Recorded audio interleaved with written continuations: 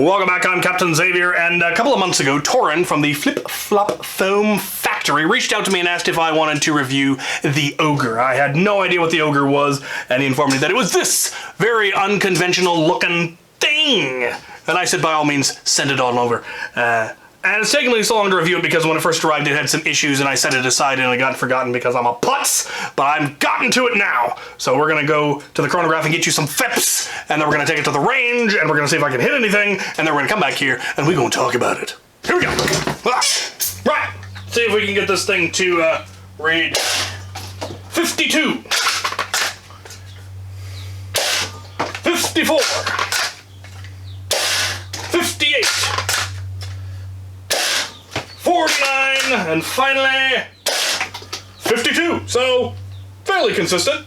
Not bad for Mega XL. See if I can hit anything with it. Right, I'm here on the range with the Ogre. I don't have the fancy target set up because this thing is not nearly accurate enough for that. I'll be lucky if I hit the 25, but I'm gonna give it a go. We got it loaded up with the Mega XL darts, and we're gonna be hip firing. Can we hit anything at all? Not too bad, a little higher. Not that high. I got a hit! Oh, it's got at least 50 feet of range. That's impressive. Oh, I almost got a bottle. I nicked it. I'm gonna reload. We try some more. I hit. 3 hits. 3 out of 5, that's pretty good hip firing. That's not bad at all. Yeah, right. Let's go talk about it.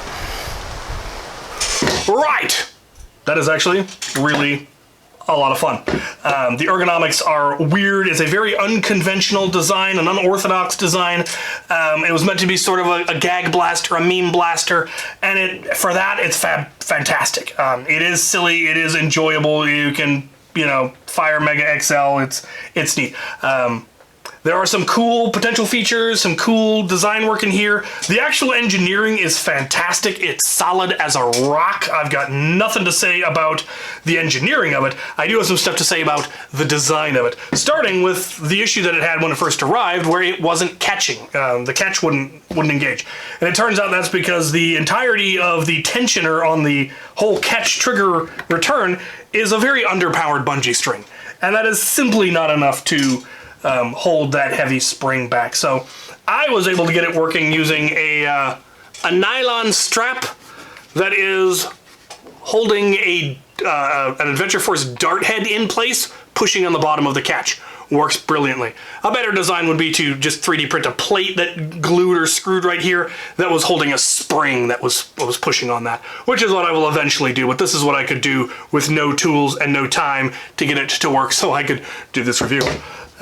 So yeah, that could use a bit of a redesign. The rest of it, solid as a rock. There's almost no flex in the frame. It's all steel or aluminum rods reinforcing everything. Love that. Massive cam system, so there is no issues with it rotating. Overhand for the priming handle is obviously the unorthodox, the unusual design. But again, it wasn't meant to be a particularly serious blaster. It was meant to be, I don't know, a thought experiment or a fun, silly blaster. And at that, it excels. I dig that. It is currently a 5-round Mega XL revolver, which is cool, but the cylinder does come out quite easily when parts don't get stuck. And you could, in fact, and I'm pretty sure there are now, there might not have been when he first sent this to me, but I believe there are now shotgun cylinders for this. I can fire, that instead of a Mega XL, it's got 3 Elite, and you can probably fit, I would imagine, 3 half darts in there and be able to shotgun 9 darts.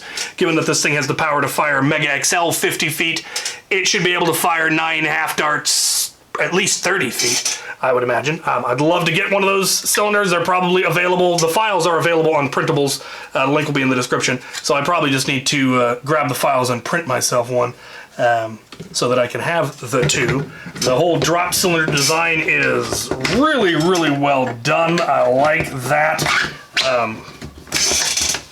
Very nifty, but still very solid. Very, very cool. It does have quick spring swapping. Just push this in and twist. And it pops out. You could increase, decrease, do whatever you want with the spring. Love that. The downside is it means there's no stock, but with the way this is designed, having that up there with a stock would be extremely awkward. So my biggest, I don't want to call it a complaint, because it is what it is. It was designed to be silly. It was designed to be unusual and unorthodox, and it does that. But I would love to see a version of this where it's the other way around. So the handle is down here, the cylinder is on top, the pump grip is normal, you have a collapse, you have a stock on it, and you can actually shoulder it, and then you could probably get a heavier spring in there, and you could really make this thing really quite functional. You still wouldn't have a whole lot of a sight picture. Right now you gotta fire from the hip, there's no sight picture whatsoever. And if you have it over, you'd be firing over the top of the cylinder, which would also still be a little bit awkward, but I think it would be less awkward than hip firing, and I would love to see that, and I don't think that would be very difficult at all to design it so it went the other way. And then to either extend this or to have a stock attached, something so you could actually brace it properly. I would love to see that. What also would be super cool, because what this makes me think of, this giant external cam, is it makes me think of a Pacor jackhammer.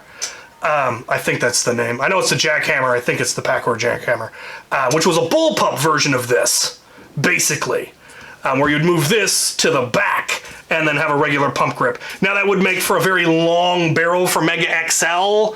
I don't know if we have barrel material for Mega XL, or if there's any way to basically scale up a Lynx to be Mega XL and to have a revolver. I have no idea if that's remotely viable, but that's what it makes me think of. It makes me think of is it Pancor? Pacor? Now I gotta look it up. I think it's Pancor jackhammer. Pancor, it is Pancor. The Pancor jackhammer. That's what it makes me think of, and I think that would be really, really cool if it could be made to work. But as it is, brilliant design. I've got another blaster recently that I reviewed. I don't think I've actually got the video up yet.